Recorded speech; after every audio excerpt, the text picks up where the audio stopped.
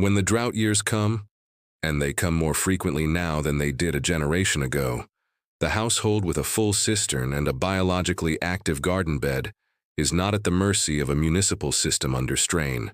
When supply chain disruptions hit, the household producing its own food and saving its own seed is not standing in a line wondering what happened. The Amish built these systems because they understood the past. Every civilization that survived built relationships with water and soil they could control. The cistern, the permanent bed, the saved seed. These are not technologies, they are relationships. Relationships with rain, soil, and biology. The rain is already falling on your roof. It has been paying someone else's water bill while yours arrived in the mail. The only thing missing was connecting the downspout to a barrel and a barrel to a garden. Now you know how to do it. It means you have built something that utility companies cannot bill you for, that drought does not threaten, and that no rate increase can affect. Water is not a product. Food is not a product. They are the outputs of biological and physical systems that need your maintenance. The Amish in 1931 were documenting a system already fully operational. It wasn't revolutionary. It was just Tuesday. Drop your roof size and annual rainfall in the comments. I want to calculate how many gallons are falling on your property for free. If you are a renter, drop your city. This system works in 5-gallon buckets on a balcony. Biology does not check your lease. The next video I will show you what to do when the cistern is full and the garden is fed. Stay close. The scientific community that studies fermented foods and their health implications pushed back immediately. The peer-reviewed literature on traditional lactofermentation showed not just safety, but measurable health benefit from the viable microorganism content. The argument that killing the biology made the product safer was the equivalent of arguing that pasteurizing honey made it safer. By eliminating the antimicrobial compounds that made it shelf-stable in the first place, you make it safer in a regulatory compliance sense by destroying the thing that makes it what it is. The FDA guidelines did not pass in their original form, but the regulatory pressure they created shaped the commercial market.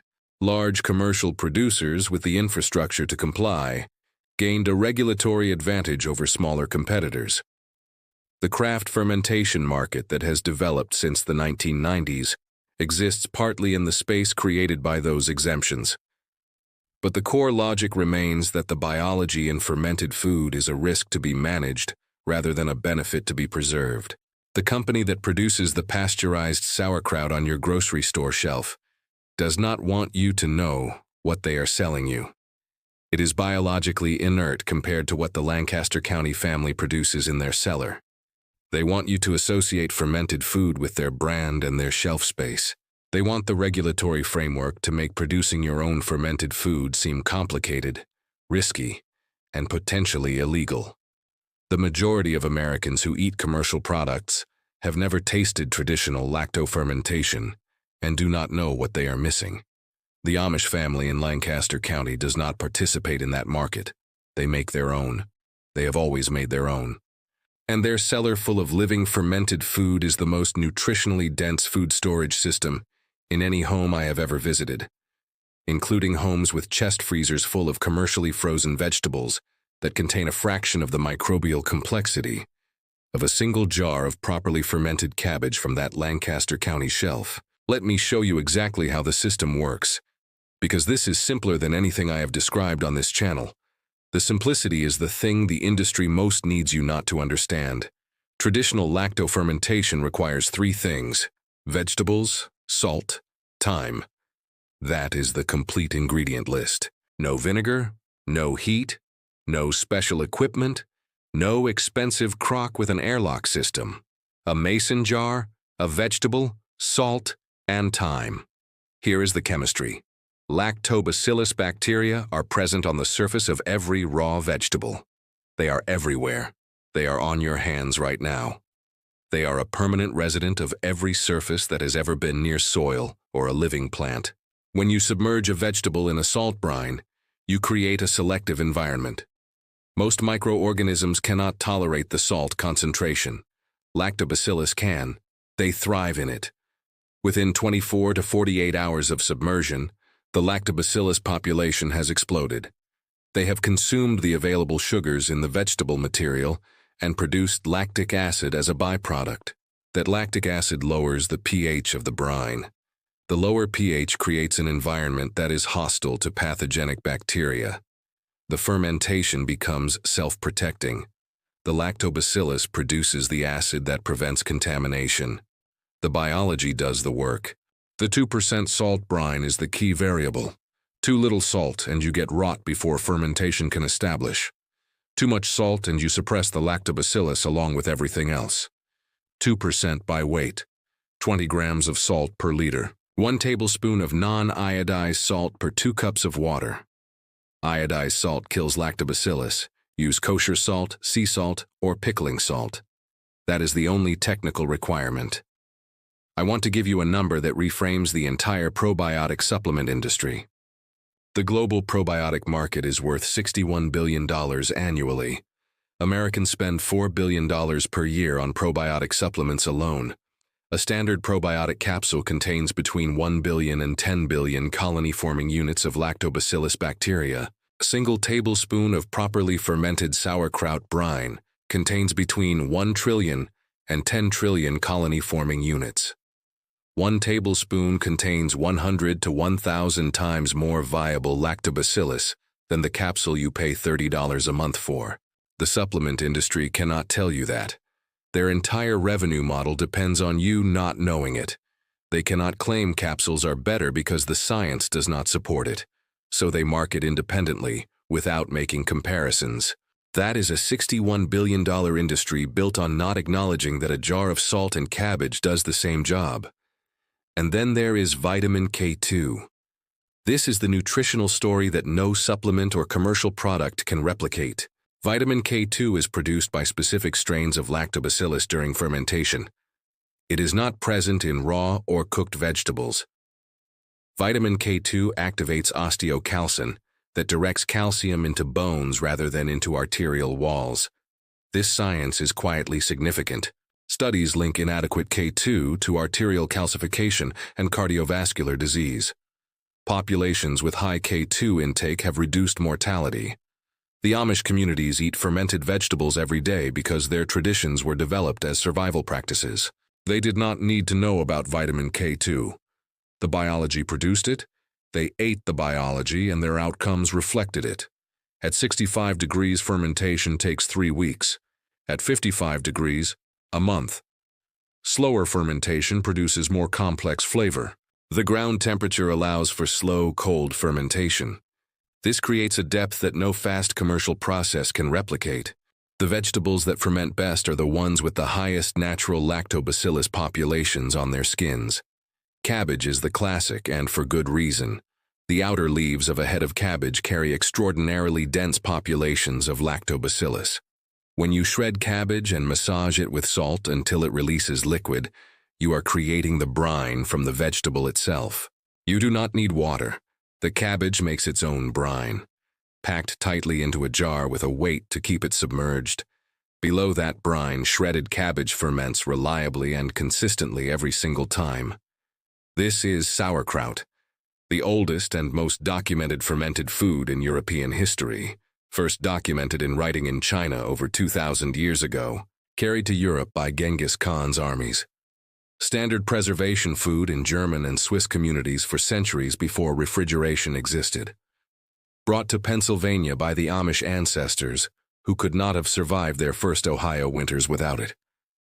Beyond cabbage, every vegetable in the Lancaster County garden ferments. Cucumbers become pickles in brine without vinegar. Carrots, beets, green beans, peppers, garlic, onions. All of them go into the brine. All of them transform. All of them come out with a flavor and a nutritional profile that the raw or cooked version does not have. The cellar in Lancaster County holds jars of every vegetable the garden produced through summer and fall. The family eats through winter from those jars. They eat living food in January that was alive in the garden in August. No freezer burn, no vitamin loss from blanching before freezing, no BPA from can lining, no sodium benzoate, no citric acid from a Chinese fermentation facility. Living food in a mason jar, from salt and thyme, and the bacteria that were on the vegetable when it came out of the ground.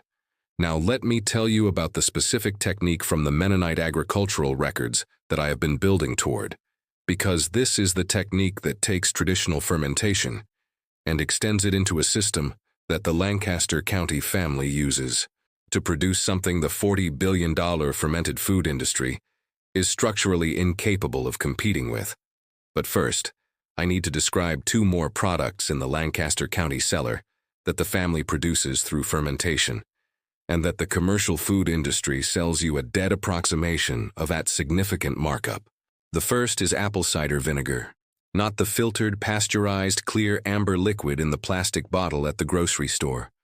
Raw, unfiltered, unpasteurized apple cider vinegar with what fermenters call the mother, the living culture of Acetobacter bacteria, and cellulose that forms on the surface of a live vinegar ferment.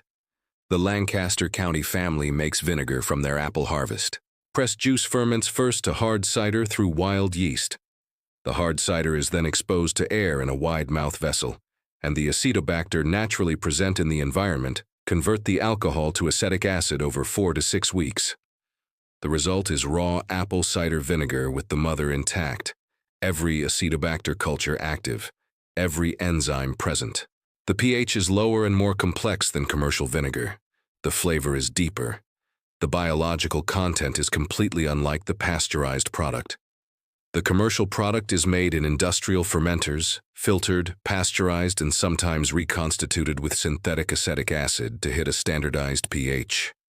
The mother is removed because it looks like sediment, and consumers accustomed to clear products find it alarming.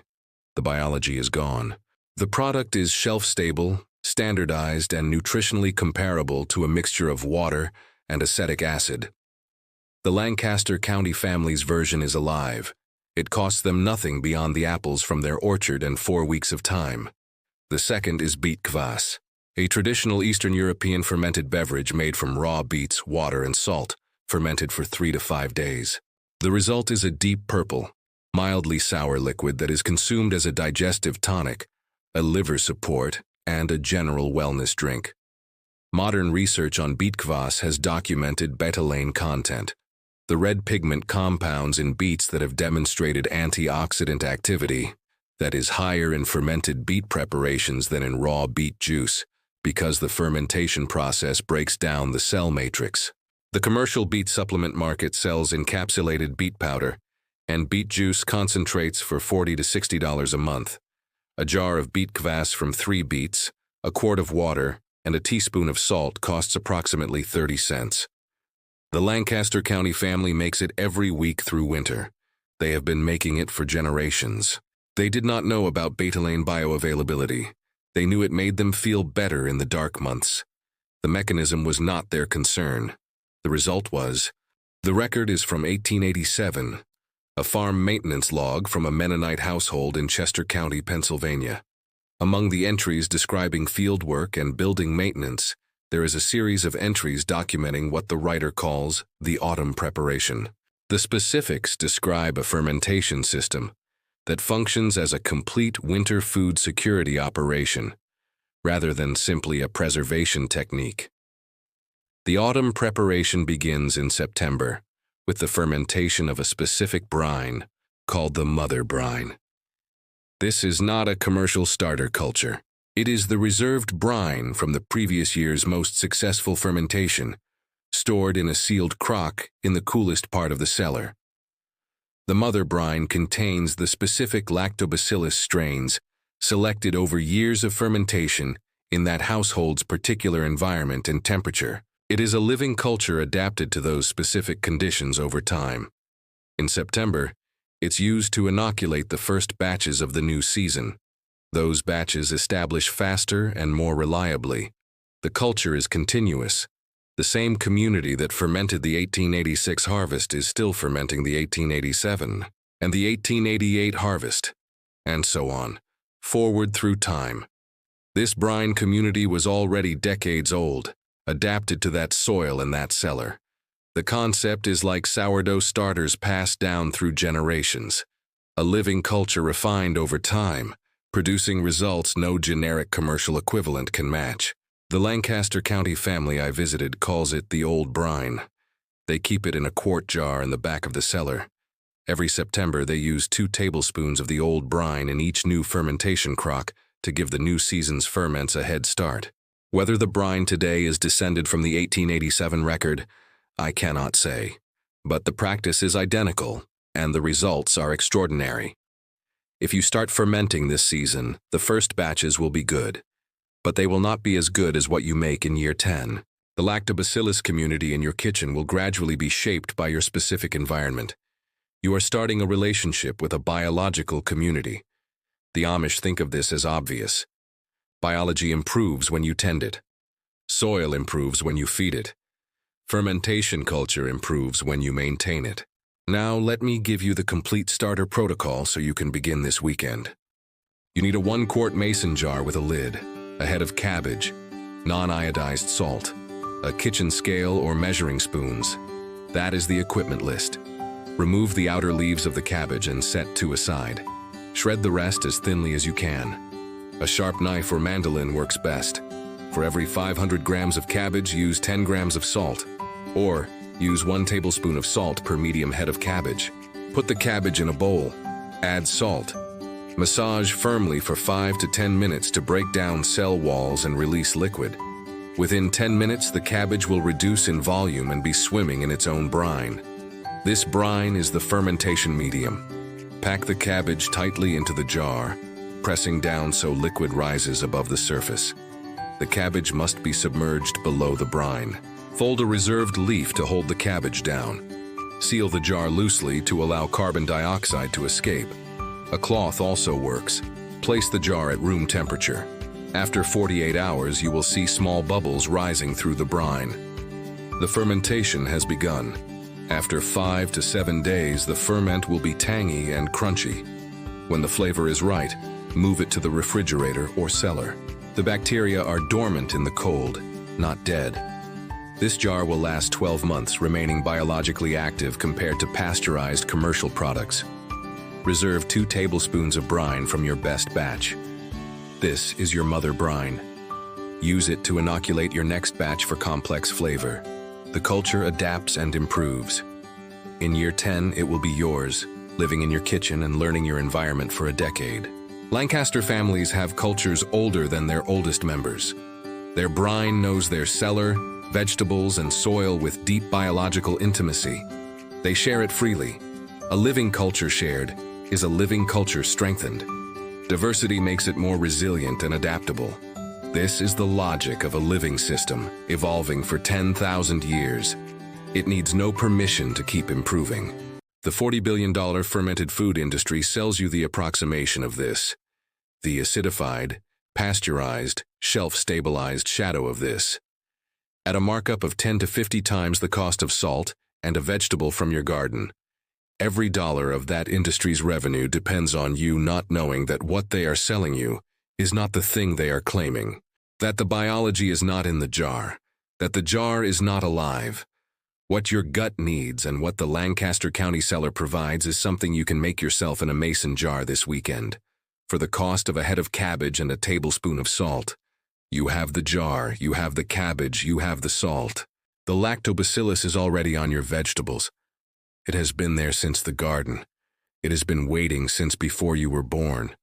To do what it has been doing for 7,000 years.